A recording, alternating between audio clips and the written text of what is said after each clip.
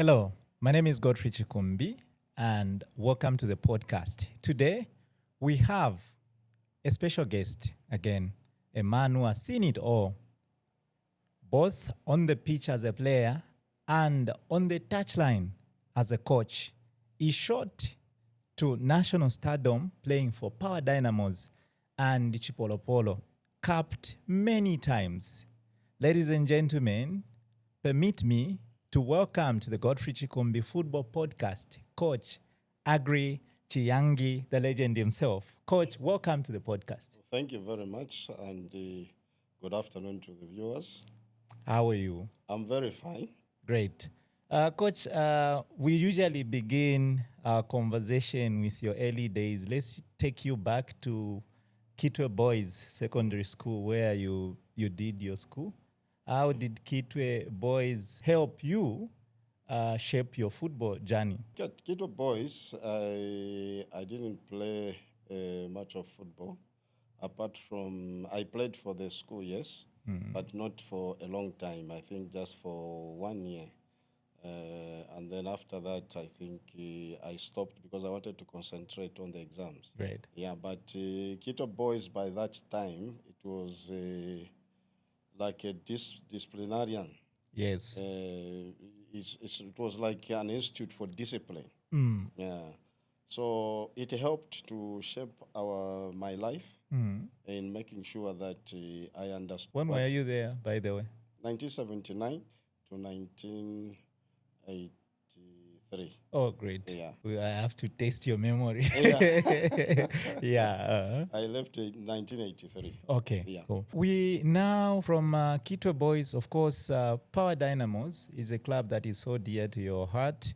It's a club at which you spent, I think, more than a decade.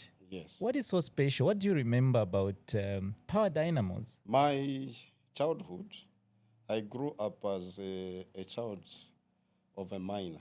Wow. My father was a miner. We lived in Usakile there, around Nkana Stadium. And if somebody talks to me about Nkana Stadium, I know it very well. Very well. Scrivener. Things, yes. Even what is under that pitch, I know it. What is under that pitch? Just the tunnels for the drainage. Oh, it's Yes. just a tunnel. The tunnels for the drainage that they made for that stadium. Oh, Yeah. really? Yeah, because we used to go under those. Under? Cross from one side to the other side. Wow. Yes. So there's something happening under. Yes, those they made those big tunnels so that when the pitch is flooded, the water used to go down. And then it falls into those drainages. And then it's carried out. Power Dynamos is, like I said, a club dear to your heart because it's the only club that you know in terms of club football. Who was your first coach? How did your first coach and the subsequent coaches help you shape your football journey now? My first coach was Mr. Fred Miller. Oh, And the time that I joined Power Dynamos, I think Power by that time had a very strong team. You talk of the Malcolm Saunders, Joseph Mwewa, Alex like Chola, Peter Kaumba. so you played alongside those guys? Yes, those were our seniors. They were your seniors? Me, I was just starting like in the reserves. Okay. That's when I found those people. Yeah, so what happened is immediately I finished my school, I decided to say I will play for Power. So when I started, things have changed now. What used to happen that time is when you join a team, you have to go and prove yourself that you know how to play. So what happened is what gave me the encouragement so much was one day I was coming from home and I was staying near in Misesh. So I was walking, coming for training along that tarmac, going to Arthur Davis. Okay. So as I was walking, then I just saw a Fiat 127 pass, and then it stopped. Then it's reversed. I recognized it. I said, "Oh, this is the coach." Wow. And he stopped and he said, "Come in." I went in. So as we were going, when you are young, Yes. and the coach Calls never you. expected. Yes. So it's like you're so nervous. Eh? Yeah. So I sat there. He greeted me. I answered. And then he started talking. He said, I like your height. Wow. And I like your speed. Straight from school? Yes. And I think I'm going to use you as a number 9. In the main team? In the reserve side? In the reserve side, yes. Okay. So meaning, when he said that, I saw that this coach has got a plan for me. Wow. Yeah. So that's how we went. We reached the stadium, I got off, and I continued training. But those words stuck in me. Up to now? Yes. And they are the ones that built me to say, no, I have to work extra hard and impress the coach. You don't have to disappoint the coach. Yes. So at Power Dynamos, or even outside Power Dynamos, do you remember any of those big names that you still call as your role model? For me, there have been many. Because I had mingled with some players from Nkana by that time. Before they changed to Nkana, it was Rokana. I used to ask them a lot of questions. Yeah, sometimes people like Dominic Mutale, James Njengela, those are people that I used to ask a lot of things because my desire was that I wanted to play as a midfielder. But what happened? That's where I played. When I played as a defender at the national team, it was because it started with a club. What used to happen was when we used to have like some of the boys that played, like Winter Mumba. Winter Mumba was very aggressive. So if he finds a player that is giving problems, he will go in with a hard tackle. So sometimes he would get a red card. So now when he gets a red card, the problem was they would say, who's going to mark this player because he's got so much speed? So I would just suggest, I would say, no, let me play there. Bring somebody to play here. Wow. So when I go there, the way I performed gave them so much confidence. So when there was the reconstitution of the national team, I want you to hold your thought there because that's a big story to tell. I want us to stick with Power Dynamos for now. Yes. Now, your coach, Fred Mwila, saw a number 9 in you, top man. Yes. At what point did you now change to midfield or defense? When Mr. Fred Miller coached us, I think there was a time that he left Power Dynamos. And when he left, Mr. Alex Chola was appointed as the coach. Yeah. So when Mr. Alex Chola came in, he also had another view. So him now is the one who put me in the position that I wanted to play in midfield. In midfield? Yes. Okay. Yeah. You were talking about the reconstitution of the team. Before you talk about the reconstitution of the team, I would like you to share with the fans, especially the Power fans. Power fans, your man is here. I want him to share something. What moments were so special? At Power? Yes, that you remember. The first thing that made Power very special is that the conditions that were there were the best in the country. For instance, I'll give you some of the things. We never used to go for training with our training kit. Wow. We would find our training kit at the stadium. Yeah, so all you do is just prepare yourself. You go there, you'll find your boots there, you'll find your shorts, your socks, and your jersey. It was a big team. Yeah, you know Arthur Davis had his own plans. Yeah. So that made Power to be very special. The other thing is, again, it is the way it was managed. Yeah. For instance, even the way they used to look after players, it was just so special. In terms of remuneration? In terms of remuneration and also in terms of accommodation and in terms of the employment that they used to give. Okay. Yeah. What kind of jobs were players offered? What they used to do was when they are being employed, they will ask, depending on the education level. Then they either take you in the boiler shop or in the mechanic department or in accounts or sometimes in human resources. So me, when we were getting employed, we were the 5 of us, me, Pearson Mwanza, Charles Kafula, Abraham Lombe, and Lucky Muhango. Are you talking about CEC or there was another company before CEC? Yes. Okay. It used to be CPC, Okay. Copper Belt Power Corporation. Oh. Yes. Oh, yeah. Yeah. Okay, no. And you talked about Arthur Davis, whom you touted as somebody with big plans. Did you Yes. meet him? Yes, he used to come. Oh, describe the man. The team to him was like a baby. Wow. That's how it was. Two things for him: the pitch, the stadium, Oh, we've seen actually. and the team. He didn't want the player to suffer. That's how he was. So when a player just says he wants this, he just has to instruct them to do it. Wow, I hope that is happening now. And I don't want us. No, the times change. Times change. Because the way it was run that time, I don't think maybe it's. But I thought there is more money now than. You see, money can be there, but I think it depends on the people's thinking. Mm-hmm. Yeah. For him, the team was more important. He didn't compare the player to the worker. Oh. You see, he can pay the player more than even the one working for the company. Arthur Davis. Because what he wanted is football was more important to him. That's why even when he was removed as general manager for at that time, he cried in our presence. Really? He was crying not because he lost his job, but because of you guys. The team. Wow, such a passionate man. So that's how it was. And then when it comes to the pitch, he never allowed anyone to go with shoes on the pitch. If you have to enter the pitch, ordinary shoes. No, he didn't. He's the only one who stepped on that pitch with shoes. If he finds anyone a worker, you are fired. So it's either boots or barefoot. Wow.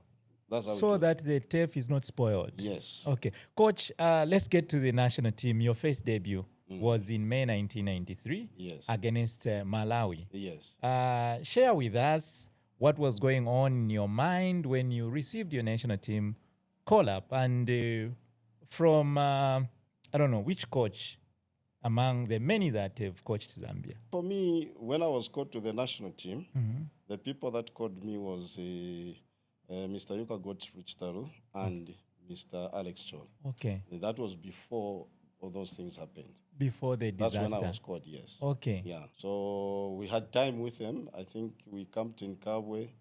Then from Kabwe, we had to move to Lusaka. Okay. Yeah. So when we moved into Lusaka, then as things went on, the final team was picked to go to Mauritius. Now, for me, what happened was the position that I was playing, it's the same position that Kango was playing.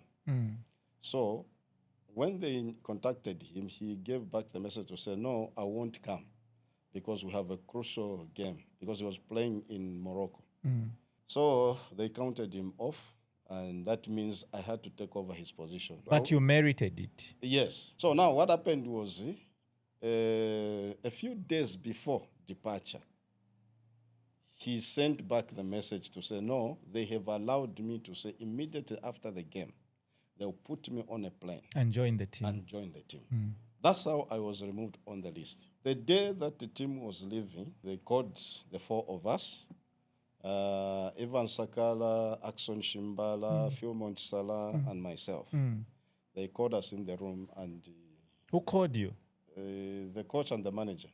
Godfrey Yuka and Mr. Chola. So they called us. We were camping at Masie.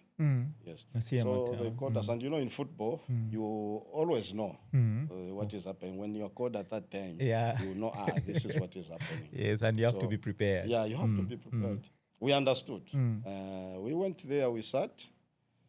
The funny thing was that when we sat there, it took some time for them to start talking. We came to understand after that thing happened, because we sat there, we were waiting for them to talk to us.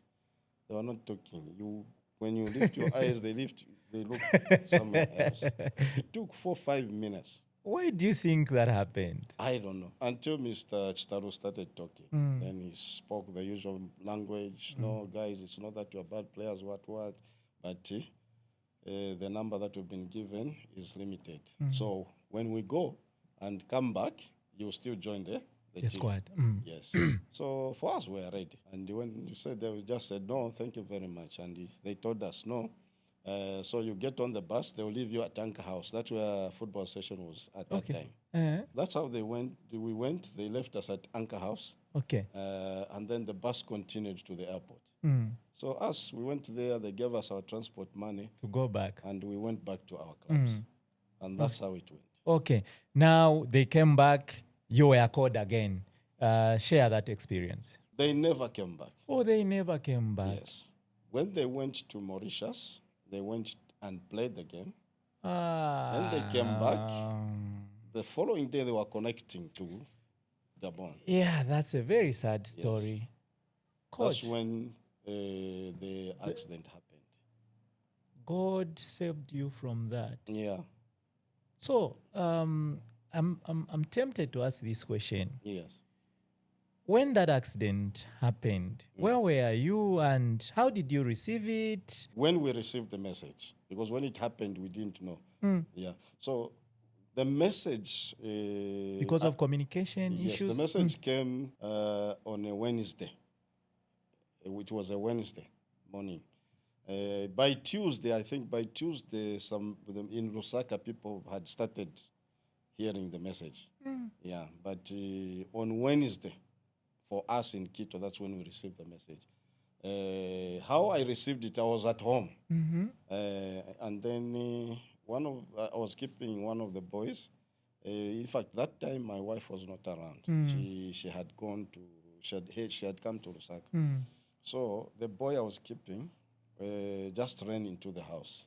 We were watching a game. It was a World Cup game. I think that is England against Cameroon. You still remember? Yes, England against Cameroon with one of the coaches that we had, Clement Soweto Band. Okay. Yeah, we were sitting in my house and we were watching, and then the boy came in and then said, the neighbor here has told me that the plane that carried the national team players fell into the Atlantic Ocean. The ocean, and all the players are dead.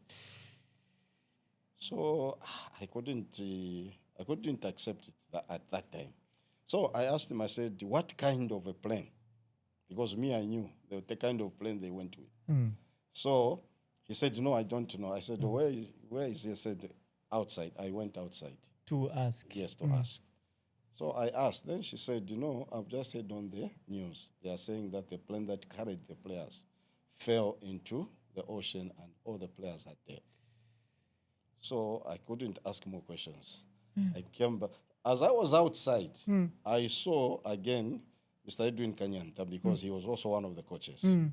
We were staying in the same line. So he was coming from his home, now passing. It's like he had received the message. So now the decision was now to go to the stadium. So as he was coming, the other players were also coming, because what happened that time was Power Dynamos had built houses for the players. Oh. Yeah, so we were staying in the same area. That's how the players started coming out of. So they stood. I went there, I asked him, said, that's what I've also heard. So Clement Sotoban also came out of the house. We stood there, talking. Then I told them, I said, see, let me hear the news, because it's almost 12:45. I went back in the house, tuned the radio, vernacular news. I heard it. They spoke it. I said, okay, let's wait. 13 hours English news. And then. So you were not sure in vernacular whether it was true. You had to wait. We couldn't accept it.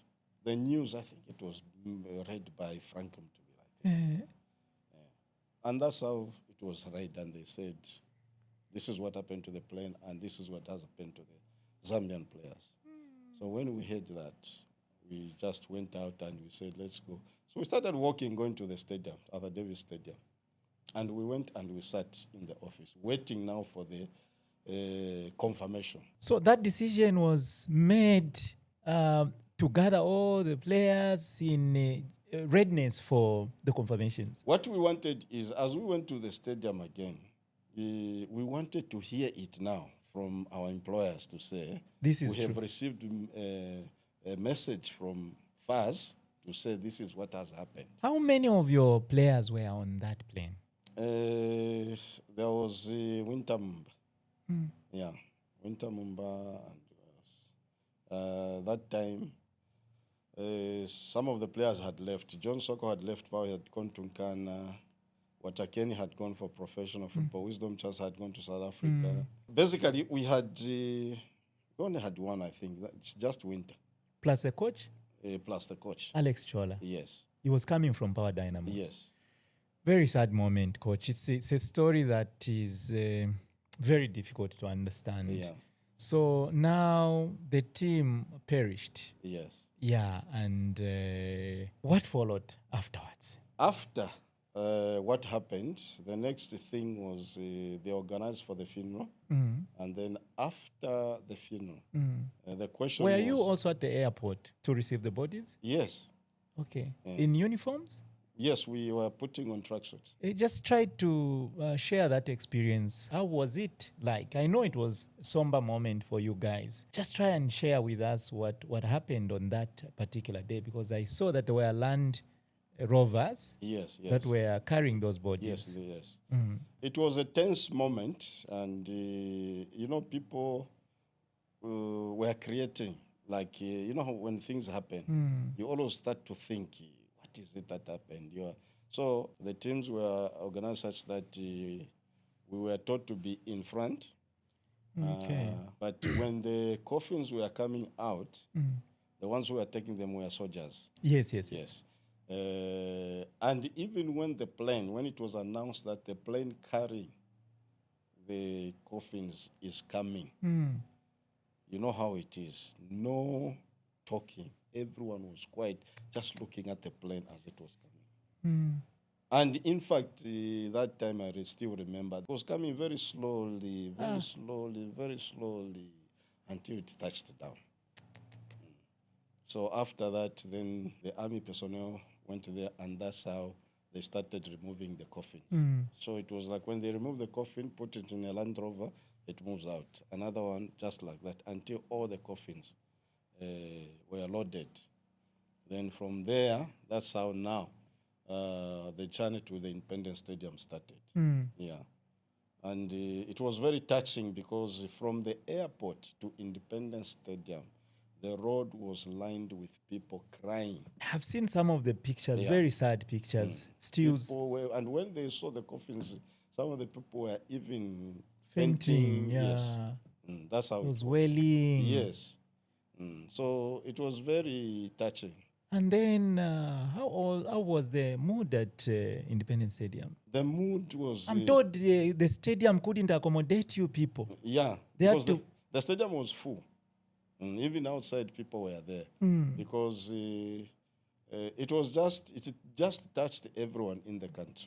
Yeah. For us, we were lucky, because we were being put in front. As so players. Even when they put the coffins, some of us were picked to stand in front of the coffins. The coffins. Yeah. And what was going through your mind standing before the coffins of the friends that you were supposed to travel with?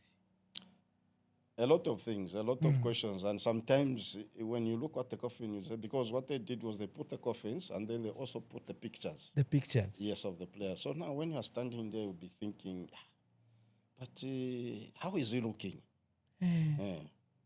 How is he looking? And the information was already coming out to say their bodies were damaged so bad. So those are the things that were going in our minds. We just depended on the information that we were just hearing people talking about. Before that, when we were just at Masia Motel, I had a dream. Okay. And this dream was very funny. I couldn't understand it. It was a dream whereby I was standing somewhere where it was like a bush. There's a gravel road, and then there was a small path. You know, the situations where there's a gravel road and then there's a path. It's like here, this is where people walk. So I was standing there folding my arms. And then I saw people moving with coffins. One in front, one at the back. Now, when I looked, I saw that those coffins had black cloths around. But they were not covered on top. So every time I say, let me see who is inside, that distance could not... accommodate, allow you. It could not. I could not reach the coffins. When I moved towards them, the coffins would move away from you. Away from me.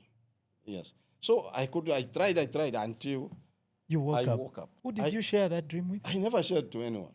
Have you shared it with anyone? Yes, I've spoken this to people because I've said that's when I came to understand. But something wrong was about to happen. So there are so many stories. I'll give you stories like I still remember that room 7 at Masi. When we first camped in Kabwe, the room, as we were coming from fire, used to arrive early.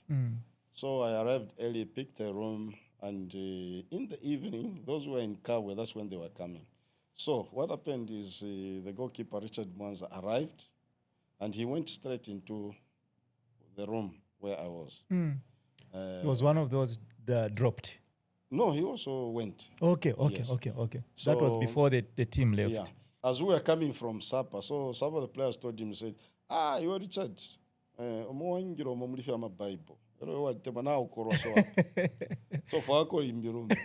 So he said, no, who is here? Then they told him. And he said, I'm going to sleep here. So when I came, he had already slept. But he heard me when I entered. Then he said, Aggrey, how are you? I said, I'm fine. We sakamana ninkoro wako. I said, no problem. Yeah, no problem, sleep together.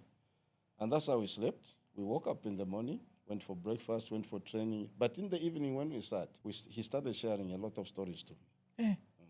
And one of the stories I still remember is he told me, he said, in our family, I'm the only one who doesn't go to church. All my family members go to church. So I'm planning, when we come back, I have to start going. I have to stop all these things because I've troubled my wife so much. So I started encouraging him, talking to him. And that's how he said, from today, no one, you sleep with no one, I'll be sleeping with you. He made a decision. Yes. So even when we left Cabo, went to Lusaka, he said, don't pick another one. You talk a lot of us. I said, no problem. Wow. So even there, we used to share the room. Now, Coach, I've heard a lot of stories. And I mean, before we talk about your national team appearances, my pastor, because I'm an Adventist, Pastor Chandamwenya, may his soul rest in peace, told me that Aggrey Chiyangi is a spiritual man. At what point did you become spiritual, especially combining that with football? I grew up in a Christian family. So even when I left home to start my own life, that's how I continued. So when I was in Kitwe, I used to go to Living Water, which was being led by Bishop Nwaka. Oh, yeah. He's still there. He's still there. And we are still very close. Yeah. Bishop Nwaka, yeah. So he used to encourage me a lot. The time that the Pentecostal was coming in, people were very skeptical about a person being a football player and being a Christian. They took it. A football player is somebody who is dirty. They'll talk about drinking beer, womanizing, and all sorts of things. So even in the church, when I used to attend, some of the leaders would go to the pastor and tell him, no, pastor, he can't be a Christian. Because he's a footballer. Yes. But he was very strong. Yeah, he would call me aside, encourage me, no. Football is just like any other way. So don't hear what people say. And I carried on like that. I didn't even bother what other people said. So from there, that's how my life has been. Wonderful. Thank you for sharing with us that spiritual part of you. So now, after the national team perished, there was a time to reconstitute the team. Yes. And you happened to be one of the first players under that assemblage. Share with us that kind of experience. What happened? How were you chosen then? What happened is that there were trials on the Copper Belt and in Lusaka Midlands. So the people in the Midlands came up with a team, and the people on the Copper Belt came up with a team. So for me, it was easy because I had already been with a team. So that's why when they picked the copper belt, they gave me the responsibility of being a captain. Oh, copper belt side. Copper belt side. And then in Lusaka, I think Emmanuel Munaira was the captain of the Midland side. And that's how we were picked. Then they had to bring these two teams together and then come up with one team. Oh, yeah. Yeah. And that's what happened. Okay. Who were your coaches? Do you remember there some? Were many because there were about 10. I think there was Mr. Fred Miller, Dick Chama, Dixon Makwaza, Jones Chilengi, a lot of them. Lewis Shambulo. Yes, Lewis Shambulo. Among others. Among others, yes. So they were about 10. Yeah. So now the final team was picked. Yes. How did that program of traveling out come about? We want to know how then you prepared adequately to even go to the AFCON. Yeah, what happened was after the team had been picked, then they arranged the friendly games. And Malawi came to play against us. Okay. So we played, I think, 3 games. One in Lusaka. No, we started with the copper belt. We played in the copper belt, and then the second against one Malawi. Against Malawi. Now we didn't know, the government worked very hard. We didn't even know that we were going to fly out. Okay. Because for me, even on getting the passport, they had to break the door for my bedroom. Because we went to Lusaka without knowing that when we go to Lusaka, we'll be flying out. So when the message came that they wanted the passports, so I said, my passport is at home. At home, yeah. So they said, okay, just give us your address. Yeah. So I gave them the address. Within an hour, the boy told me there are people who have come here. They have come to do what? Yes. What do they want? They said they are saying that they want your passport. I said, oh, okay. Then I connected. Then I said, okay, what you do, you just take something so that you break the door to the bedroom, then go where I put the jackets. Look in this jacket, in the pocket, you'll find it. And that's how he went, did it, and then gave them the passport. In the evening, the passport was in Lusaka. Wow.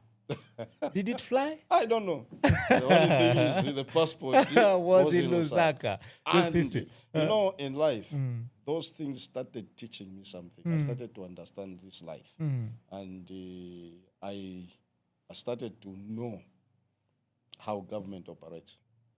There's a system. Yeah. Don't play with Goma. No. They can do anything.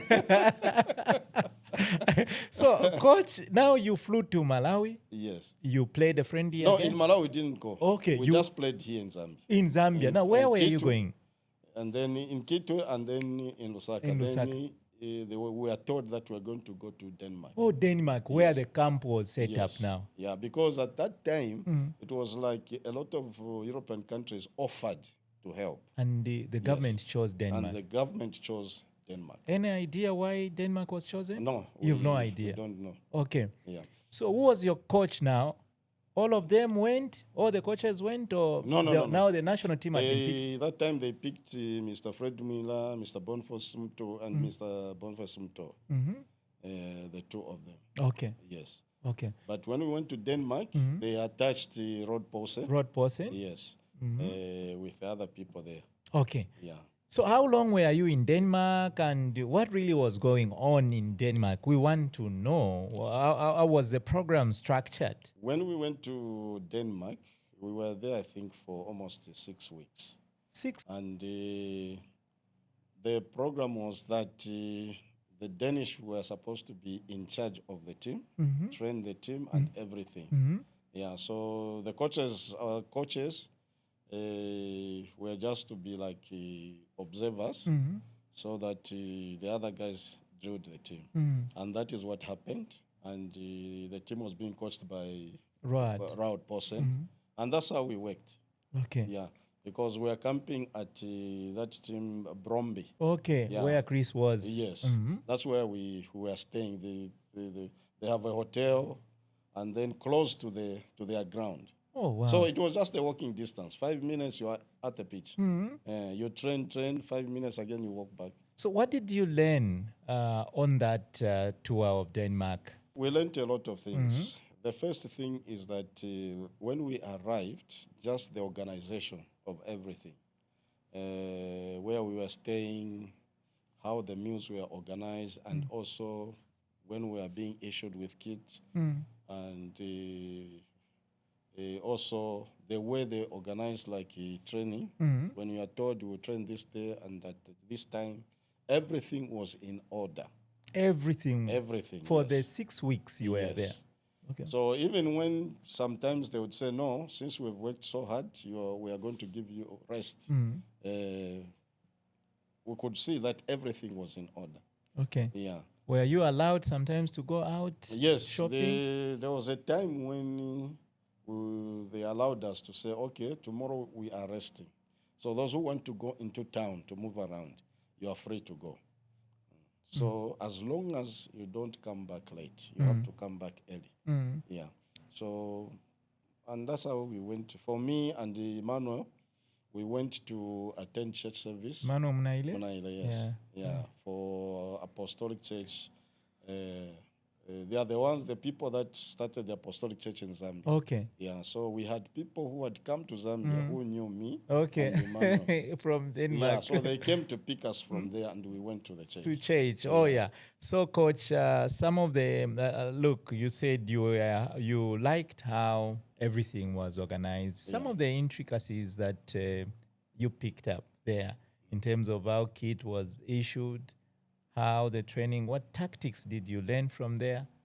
When it comes to training, the first thing that we saw was that you have to work very hard in training.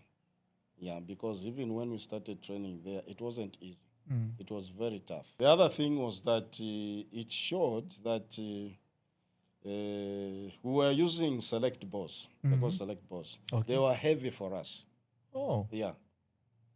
It took some time for us to get used to them. Yes. Leave way. So when I started asking Paulsen, then he started explaining. He said, you see, if you want to come and play in Europe, you cannot just come straight from Africa to start playing. No. These pitches you see are very heavy. Yeah. There's a lot of sand. So meaning you have to build your power. Oh, yeah. Yeah. And we experienced it. When we started playing, we would get tired so easily. But after about a week, 2 weeks, then we started getting used. Okay. What kind of man was Road? He was a very good person. Very good, very understanding, very open, and he could share anything with you. Oh, wow. Yeah. For instance, me, I used to put him to task. I would ask him a lot of questions. When we do training, we come back. If he's free, I see him he's free, I'll go to him and start asking. We were training like this. Why? Yes, why were we doing that? Then he would explain to me. He would tell me, no, why we're doing this is because of ABCD. From Denmark, did you go straight to Tunisia? Or you came back home? No, from Denmark, we came straight to Zambia. Okay. We had to come and play against Morocco. Qualifier. Okay. Yes. So. Oh, wow. Yeah. The Diramba story. So we came back to Zambia, the first game. And, I think that time, during that era, we had never seen the Independence Stadium filled to capacity. Like that? Yes. And what happened is the late former president, Mr. Chiru, before we would come for a game, he sent a message to say, tell them to come and pick me at State House. The boys? Yes. So what we used to do was, by that time it was Holiday Inn, Southern Sun. When we are ready to go, we'd come out from there with our bus, go to State House. To pick the president. And he's in front. That was the... Yeah, and what he used to do is when we enter, he's already out standing. And when he sees the bus entering at the gate, he will go into his car. We never used to stop. Wow. So you're just coming, he starts off, and off you start off. Leading the team. Wow. And now you enter the stadium. And when we entered Describe the atmosphere. Everyone applauded. And then the bus had to go round the stadium.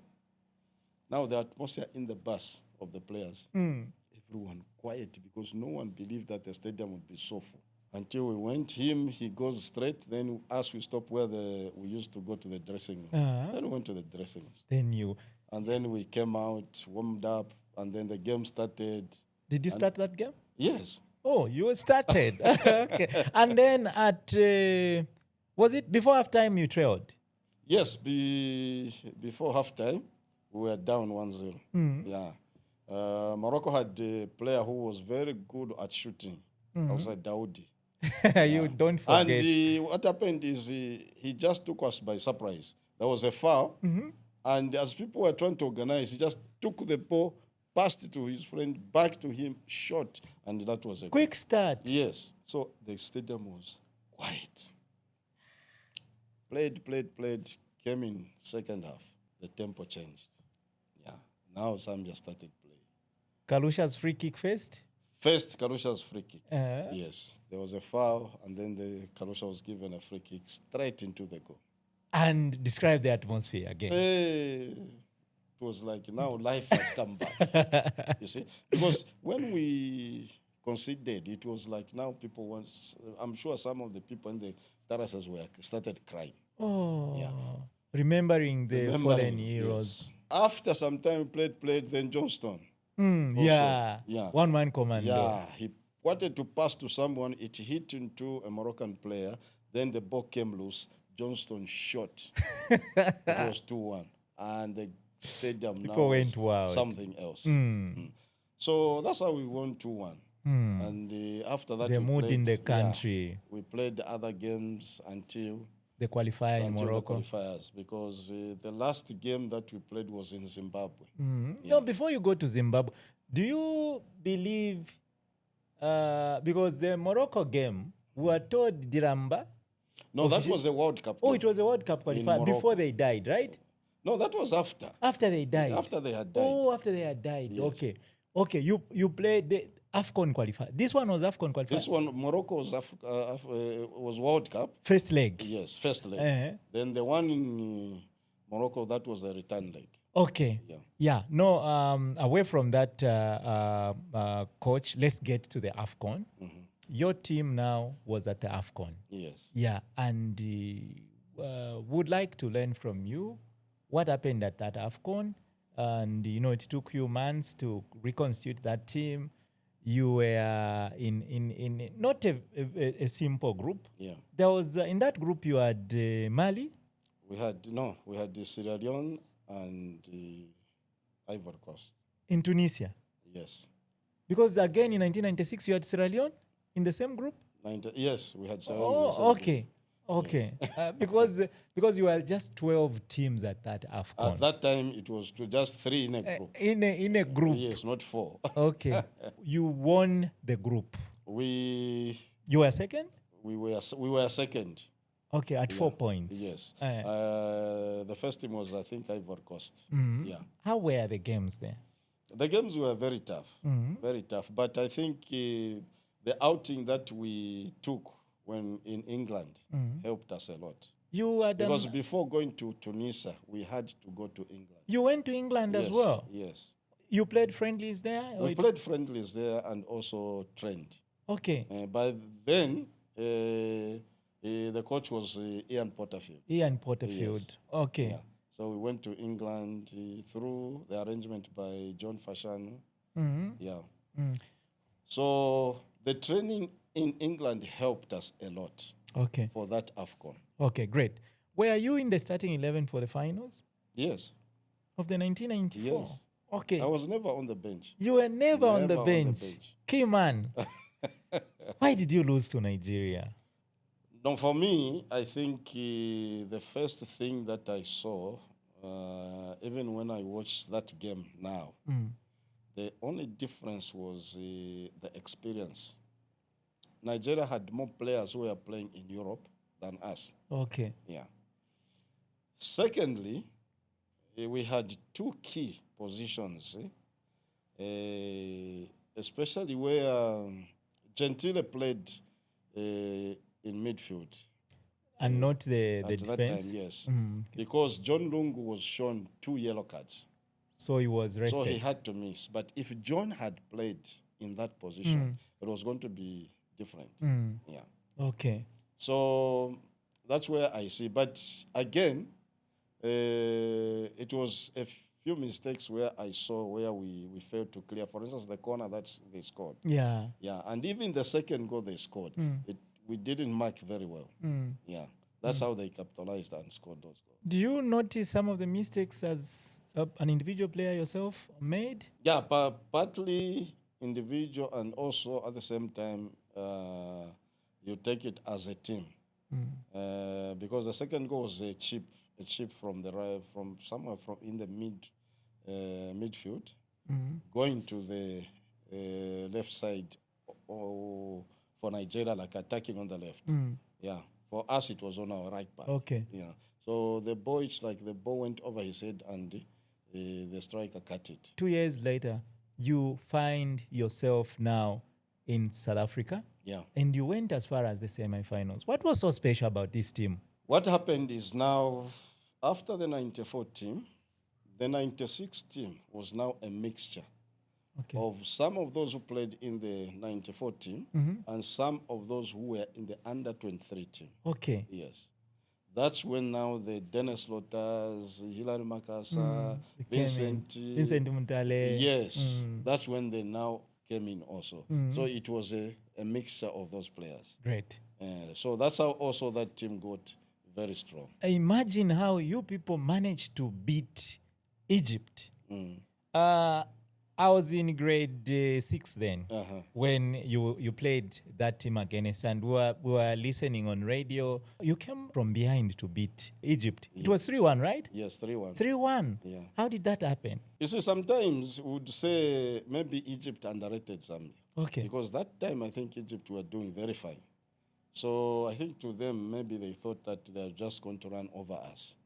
But again, for us also, we had so much respect for Egypt. So meaning that when we went on the pitch, we were ready to face the Lion. Yes. Yeah. And the advantage that we had, the strikers that we had, all of them were very good. Sharp. Very sharp. They have a chance, they will score. They will not miss. I saw even those chances on a waterlogged pitch, Karusha chipping like that. You know, it was one of the most entertaining AFCONs I've ever watched. That one. Yeah. Now, you lost to Tunisia in the semi-finals. What happened? What happened is we came to learn about it after. Before going to South Africa for that AFCON, Tunisia had planned. And I think one of the teams they thought maybe could be difficult at the AFCON was Zambia. So what they did was they made arrangements to play a friendly against Zambia before going. So when they started from there going to South Africa, they passed through Zambia. We played against them. And we beat them 2-0. Now, the funny thing was that when we were playing, we just saw this part of the team. They were in the terraces in Independence. What were they doing? They were with cameras. We didn't bother. We just said, anyway, these guys, that's how they work. When we went there, we played the game, and we lost 4-2. I was picked, and Carlo was picked for doping. Why? So that's what they used to do. They would pick 2 players who they suspect. They're looking at the way you are running. Yeah. So Carlo and me were picked. And then they also picked other 2 players. From Tunisia. So that's how we went. And as we were sitting there waiting for these guys because one of the players from Tunisia had to take time to get his bottle full of urine. Okay. Yeah. So we had to wait. So the doctor for Tunisia started telling us, he said, you see, we beat you because of that friendly in Zambia. The coach told everyone on the technical bench, he said, including the doctors, everyone must get information about Zambia. Each one of them. Every single one of them. Everyone. Whether you're a doctor, you're a what, you have to get something. You guys were spied on. Yes. That's what happened. There is a lot. So when he explained that, that's when we realized, we said, no wonder. You made your match. Yes. And that's how we lost. Okay. Yeah. Now we are heading towards a conclusion, Coach. We've had enough as a player. Yeah. I know there is a lot to tell. Do you remember how many caps you had for the national team? Yeah. Unless Nearly I sit 30? down, they start counting. Okay. Yeah. Okay. Now, Coach, let's get to you as a coach. Because now I don't want to ask many questions. God, time is limited. Yeah. Share with me, how many clubs have you coached? At what point did you become coach?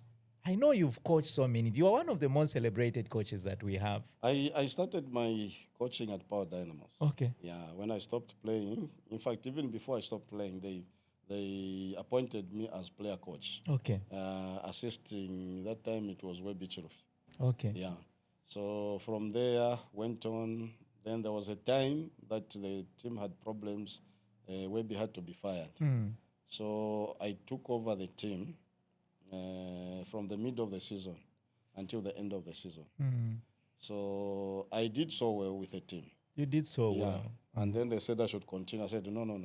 I can't continue because I have never done any coaching course. So you were coaching Power without papers? Yes. I was using the experience with the national team. Oh, yeah. What I used to do when I was playing, when we finished training, all those training programs we did, I would go and sit and write it and put aside. Wow. So I had so many papers. So when I was appointed, I just went to those papers. And started training. You would refer to them. But that didn't mean I was a coach. No. I still needed more information and more knowledge. Great. Yeah. So when you left, that was when you left? I left Power. That was 2005. 2005. In June. In they June. Terminated. I think they appointed. I worked with so many people. I worked with Webby. I worked with Peter Kaumba. I worked with Ben Bamfuchile. So may he so rest in peace. And he's the last one who left. I also worked with Gasto, the late. Also, yes. And then after Ben left, that's when I was appointed as in an acting capacity. Then in the middle of the season, my contract was terminated. I left, and that's how I went to Chambishi. Oh, yeah. Started coaching Chambishi. Chambishi. Yes. So Chambishi was your next, your second club? Yes, second club. You had already acquired papers? No. Again? But I had just, because when I was at Power, there was a time when Poson was still around. They had picked Mwapemit to go and join Odense.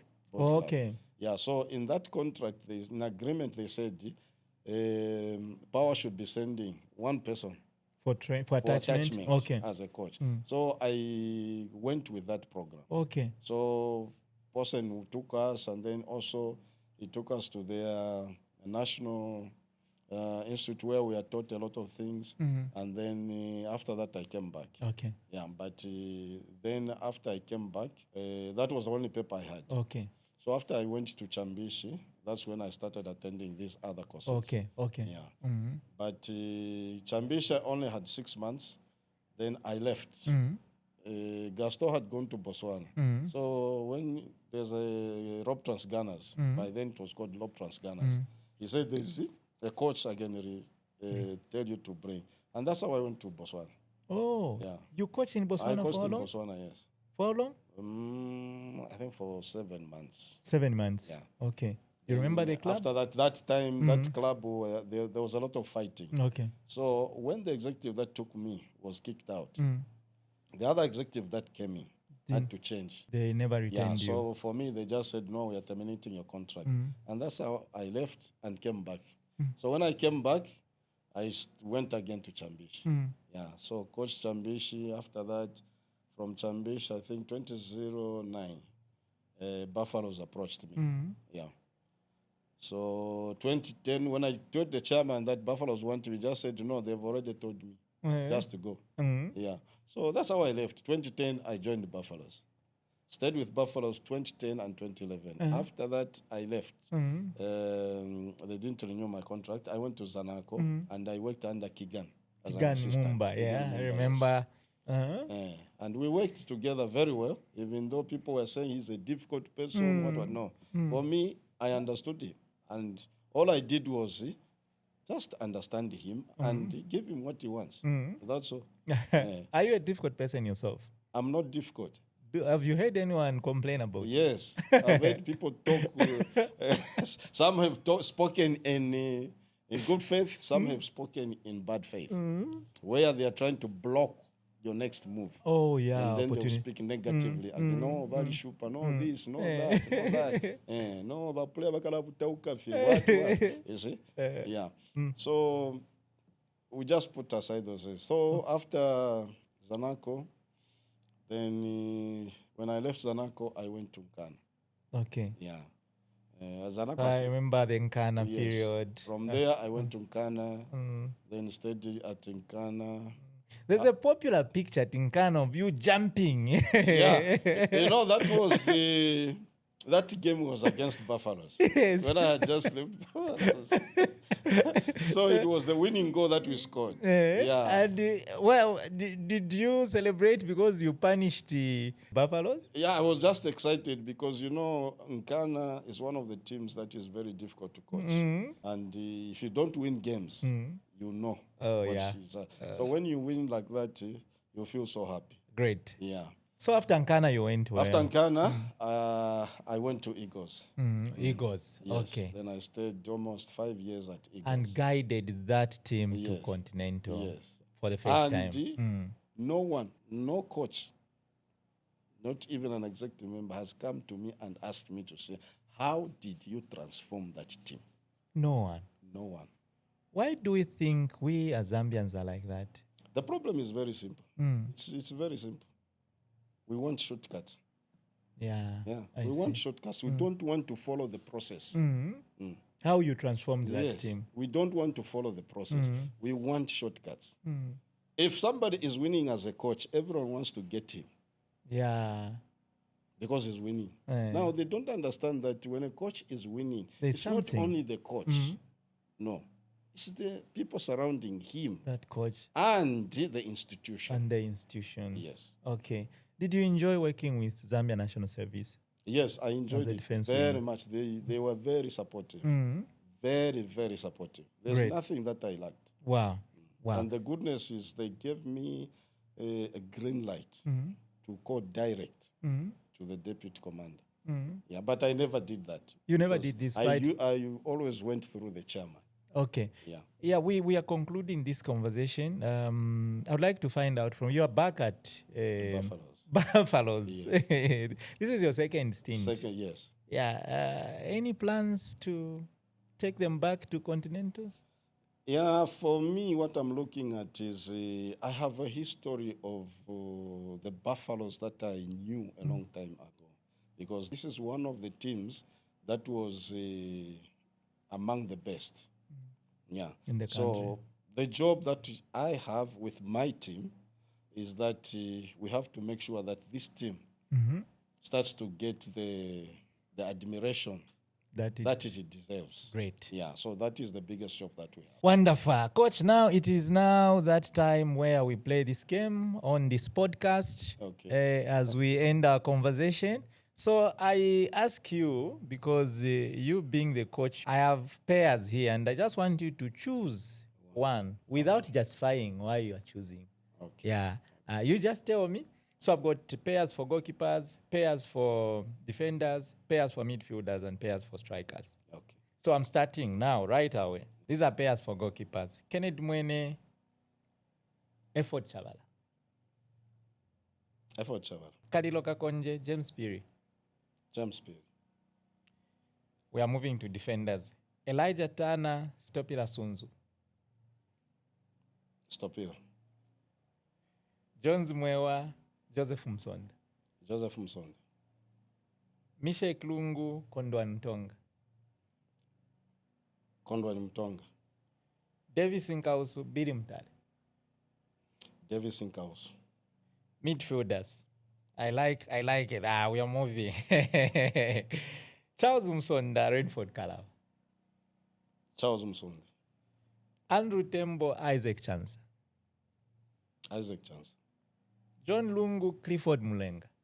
John Lungu. I wanted to ask this, but I know it might be difficult. Anyway, let me ask it. Karusha Bwalia, Christopher Katongo. Karusha Bwalia. Strikers. Dennis Lotter, Collins Mbeso. Collins Mbeso.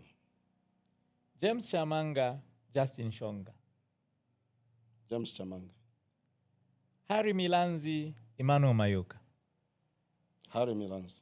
Wow. We don't clap for people's choices. We just admire them. Yes. Yeah. So now, Coach, we go straight to your all-time best 11. This is now what you get to share with the fans. Okay. And it's now you as a coach picking your all-time best 11.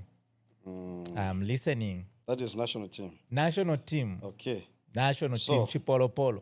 In goal, Efford Chavala. That was quick. Right back, John Sok. Wow. Left back, Watson Chang. Central, Eston Mlinga and Robert Wataken. Oh. Right winger, Johnston Ward. Left winger, Timothy Mwitu. Oh. In the central midfield, Deb Makinka and Charles Msonda.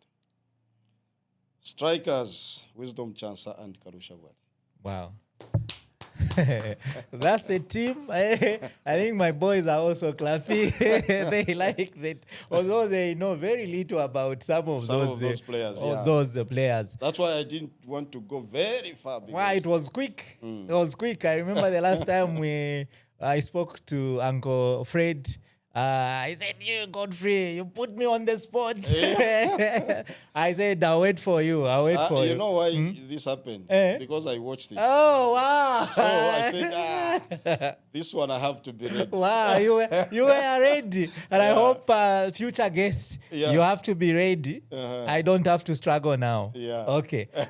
Coach, as we come to the end of this conversation, our podcast on the Godfrey Chikumbi Football Podcast, first of all, we're grateful for your coming. I would like one piece of advice from you to the young footballers.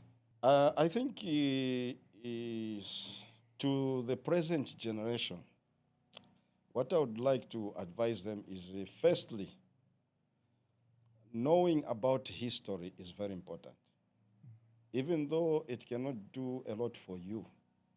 But you see, as long as you are in football, it's important to know of your heroes, even as you become the hero yourself.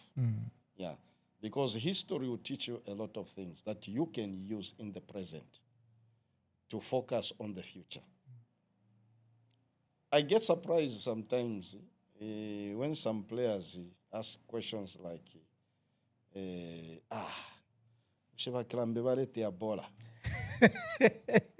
see? So if a player of today asks me that, then I think I say, I was before Kilambe. So it means he doesn't have anything about me. You see? Us, when we were young, we used to have history about those people like Wakaushi, the man you were talking about from Football House. The goalkeeper. John Kaunda. Peter Mwango. We were young. You see? We were young, but we still have those names.